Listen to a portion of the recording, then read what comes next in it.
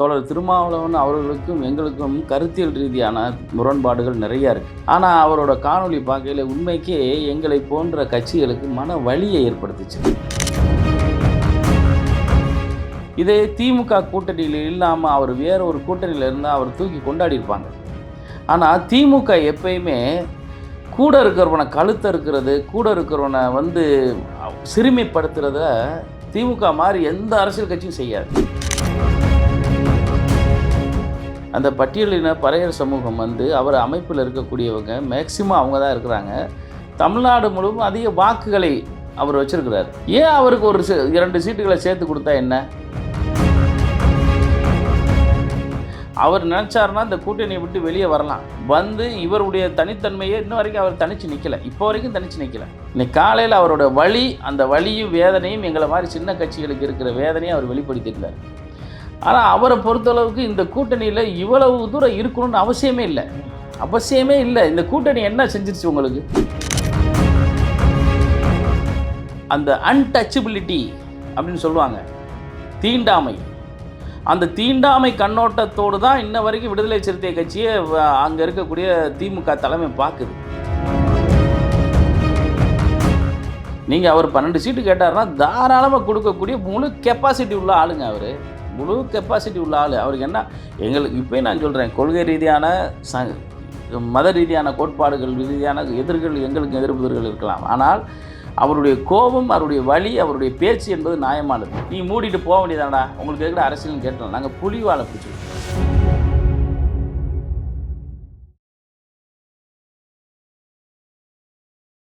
இளையபாரத நேயர்களுக்கு வணக்கம். இன்னைக்கு நம்ம நேர்காணல நம்ம சிறப்பு விருந்தினர் தென்னிந்திய பார்புலர் கட்சியின் தலைவரான திருமரன் ஜி சார் அவர்கள் தான். சார் வணக்கம் சார். வணக்கம் விக்ரம், நல்லா இருக்கீங்களா? நல்லா இருக்கேன் சார். நீங்கள்? நல்லா இருக்கேன். சொல்லுங்கள். எலெக்ஷன் வேலையெல்லாம் எப்படி போயிட்டுருக்கு? ரம்மியமாக அமைதியாக போயிட்டுருக்கு. ஏன்னா தேசிய ஜனநாயக கூட்டணி கட்சியில் இருக்கக்கூடிய கூட்டணி கட்சி தலைவர்களும் சரி, அதை வழிநடத்தக்கூடிய அண்ணன் நயினார் நாகேந்திரன், அண்ணன் எல்முருகன், அண்ணன் அண்ணாமலை, அடுத்து அண்ணன் எடப்பாடியார், அந்த சைடில் அவங்கெல்லாம் ரொம்ப ரம்மியமாக இதை நடத்தி கொண்டு போகிறாங்க. எந்த குழப்பமும் எங்கள் கூட்டணியில் இல்லை.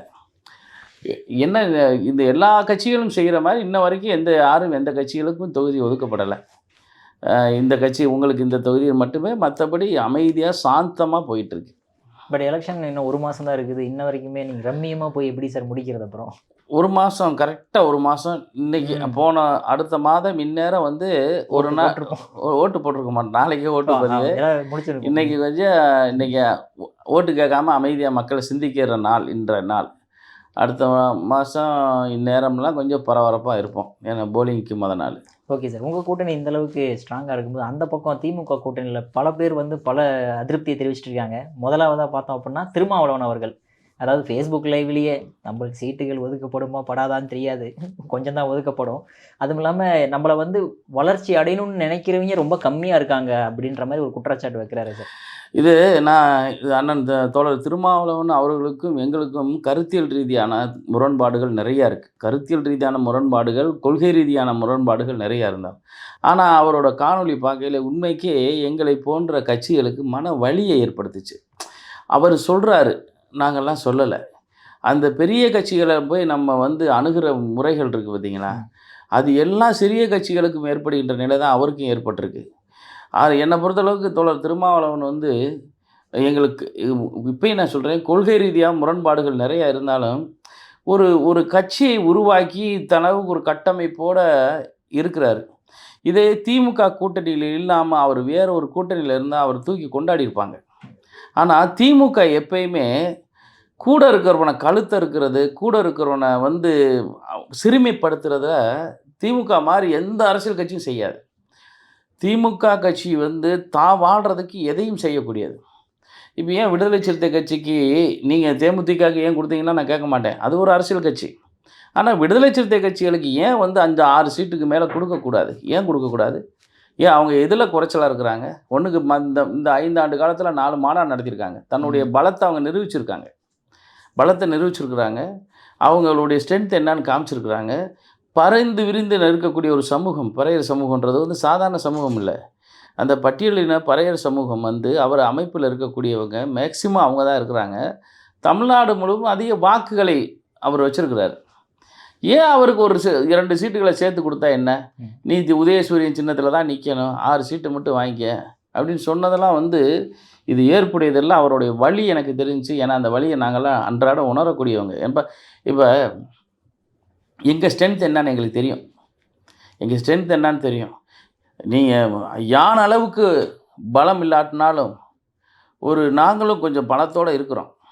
சமூக ரீதியான பலங்கள், சொசைட்டி ரீதியான அந்த பலங்கள்லாம் எங்களுக்கும் இருக்குது.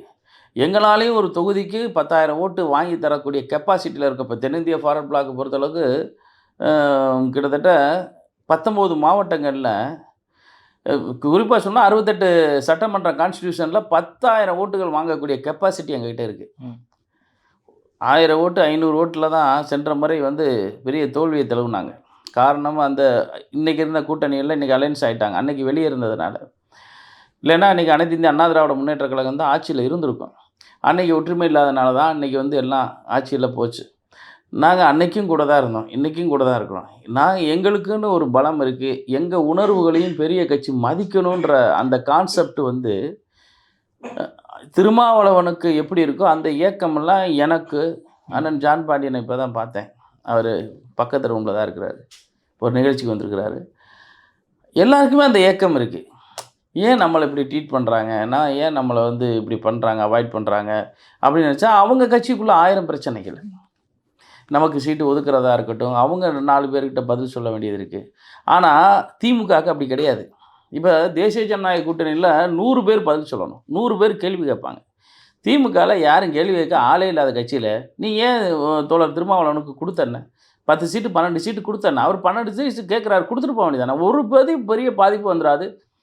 நீங்கள் வெளியே போங்கன்னு சொன்னாலும் வெளியே போக மாட்டார். அவ்வளோ விசுவாசமாக இருக்கார் திமுக. அதுதான் சார் கேள்வியாக எழுது. இவ்வளோ கஷ்டப்பட்டு ஏன் திமுக கூட்டணியில் இருக்கணும்? வேல்முருகன் அவர்கள் ஒரு சீட், அவர் சித்தாந்த ரீதியாக அவர் நிர்பந்தத்தில் இருக்கிறார்.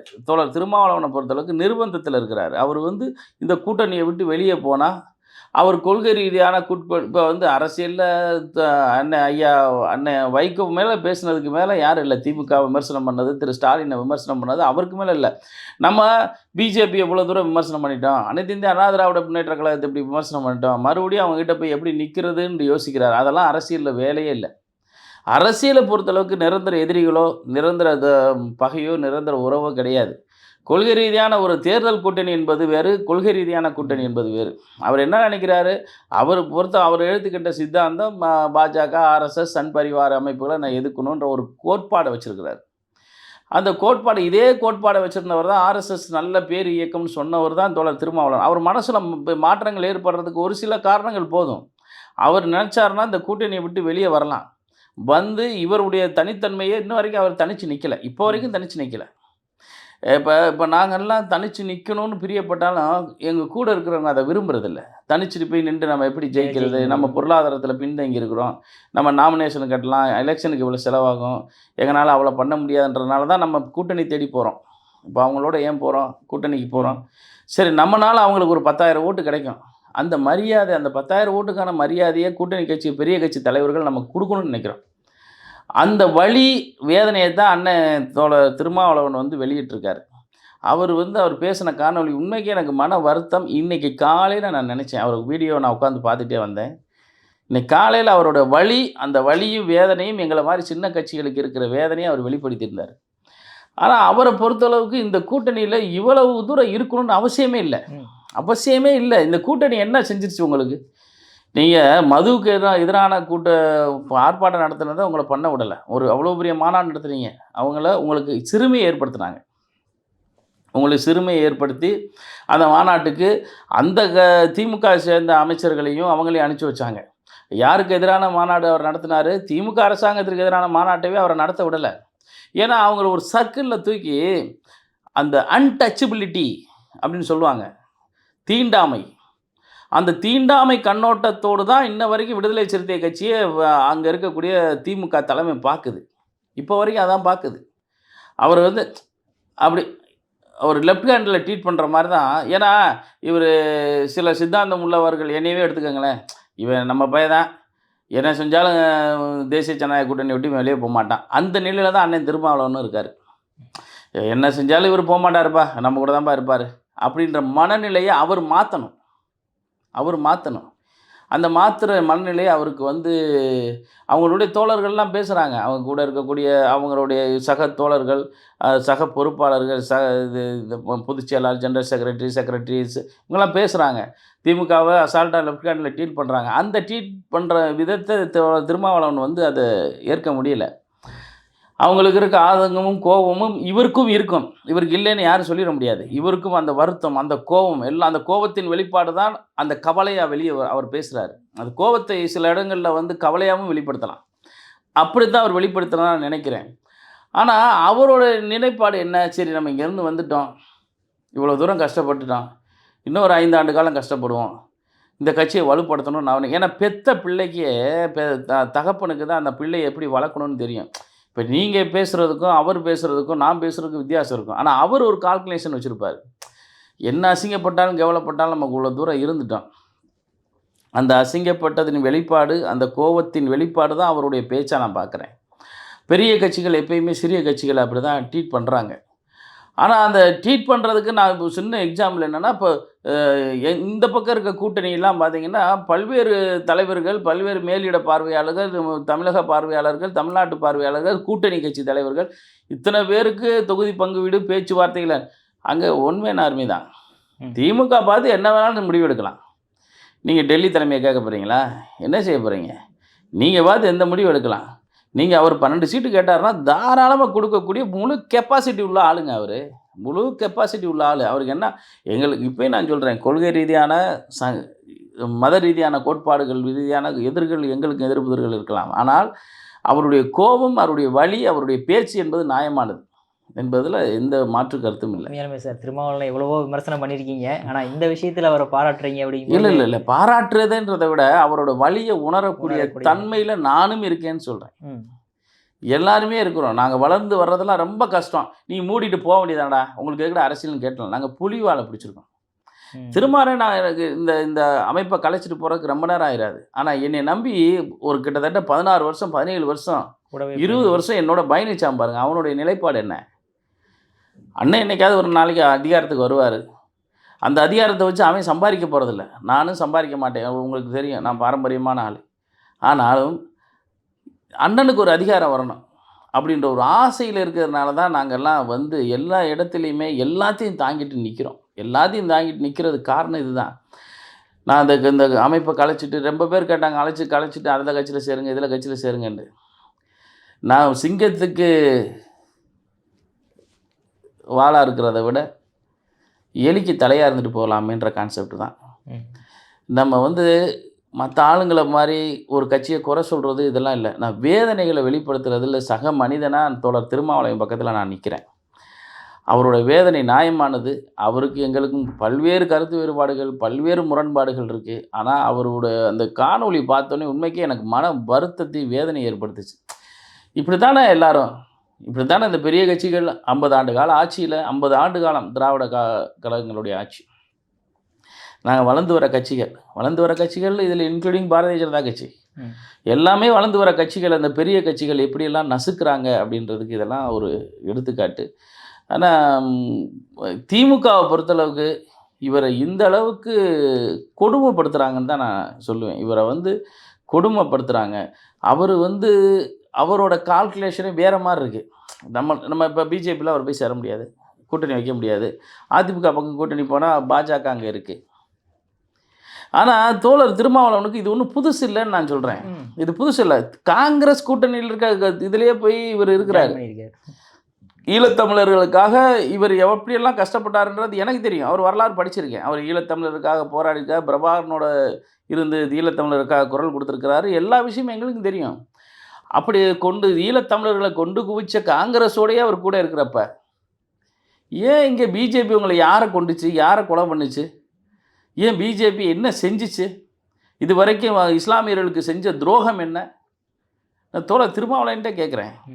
ஏன் இங்கே இந்த தேசிய ஜனநாயக கூட்டணிக்கு அவர் வந்தால் ஏன் என்ன தப்பு? ஆர்எஸ்எஸ் சன் பரிவார அமைப்புகள் எத்தனை பேரை கொலை செய்தார்கள்? லிஸ்ட் எடுக்க முடியுமா? ஆனால் ஒன்றுமே இல்லை. அவர் நினச்சார்னா இந்த சக்தியை ராம்விலாஸ் பாஸ்வான் மாதிரி ஆகலாம். பெரிய ஆள் ஆகலாம், அரசியலில் பெரிய ஆள் ஆகலாம். ஆனால் அவருடைய கொள்கை கோட்பாடுகளில் அவர் சிக்குண்டு இருக்கார். Correct sir. இப்போ தமிழக வாழ்வுரிமை கட்சி வேல்முருகனே வந்து எனக்கு சீட்டு கொடுக்கலாம் கூட பரவாயில்ல, என்னோட கொள்கையில் சில விஷயங்கள் நான் ஆமாம், ஒரு சொல்றேன். 10 கண்டிஷன் கொடுக்குறாரு, அதை கூட ஏற்றுக்கலாம் அவங்க. அப்போ அந்த அளவுக்கு தைரியமாக போகிற வேல்முருகன் அவர்கள் திருமாவளவன்ட்டு அவ்வளோ பெரிய படைபலம் இருக்குது, அப்புறம் அவர் ஏன் அந்த அளவுக்கு இறங்கி செய்ய மாட்டேங்கிறார், தைரியமாக சில விஷயங்கள் பண்ண மாட்டேங்கிறார் அவர்? காரணம் என்னன்னா, ஃபினான்ஷியல் ரீதியாக அரசியல் நடத்துறதுக்கு ஃபினான்ஷியல் ரொம்ப அவரே முக்கியம். வீடியோலேயே சொல்லியிருந்தார் சார் சொன்ன மாதிரி. ஃபினான்ஷியல் ரொம்ப முக்கியம்.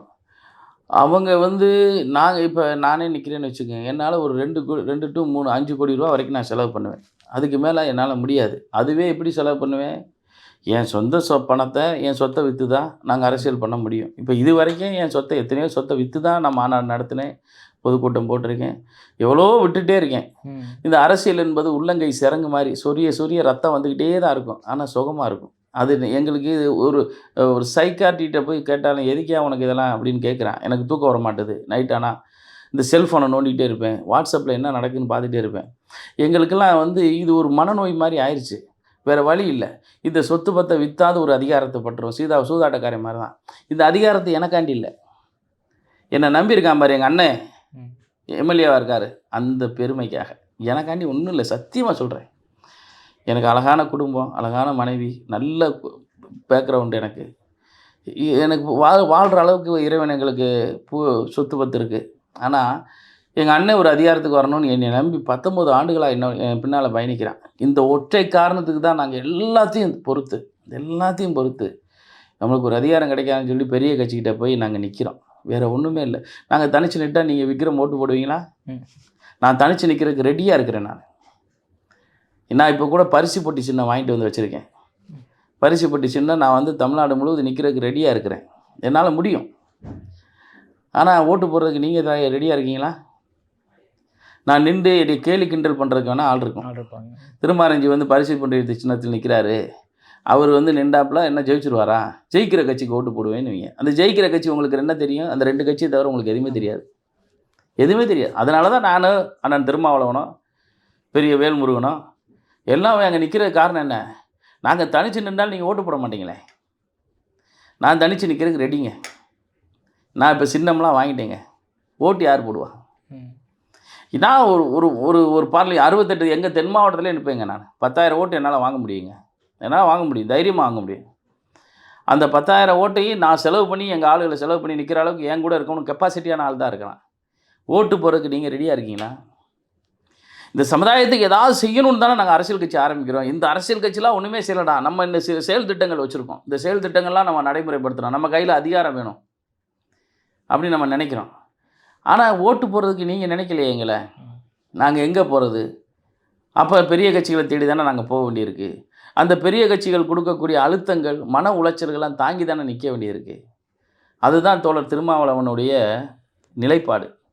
அது அந்த கட்சியில் இருக்கவங்க புரிஞ்சுக்கிறோம். அவரை ப்ரெஷர் பண்ணுறவங்க. அவர் சொல்கிறார், என்னை ரொம்ப டார்ச்சர் பண்ணுறீங்கடான்னு சொல்கிறாரு. அவர் சொல்கிறாரு, அந்த வயசில் அவருக்கு இவ்வளோ அழுத்தம்லாம் தேவையில்லை. 69 வயசு ஆயிடுச்சுன்னு நினைக்கிறேன் அவருக்கு. இவ்வளோ அழுத்தம் தேவையில்லை. அவரெல்லாம் கொஞ்சம் ரிலாக்ஸ் இருக்க வேண்டிய நேரத்தில் காரணம் புரியுதா உங்களுக்கு? அண்ணன் பெரிய ஆள். அந்த பெரிய இடத்தை தக்க வைக்கிறதுக்காண்டி நாங்கள் எங்கள் வாழ்நாளை தொலைக்கிறோம், எங்கள் அவமானங்களை தாங்குகிறோம், அசிங்கங்களை தாங்குகிறோம். நம்ம உள்ள 4 ரூமுக்குள்ளே எப்படி இருக்குன்றது அவனுக்கு தெரியாது, அங்கே இருக்கவனுக்கு தெரியாது. 4 ரூம்பை விட்டு வெளியே வந்தோடனே நம்மளை பெருசாக பார்க்குறான்.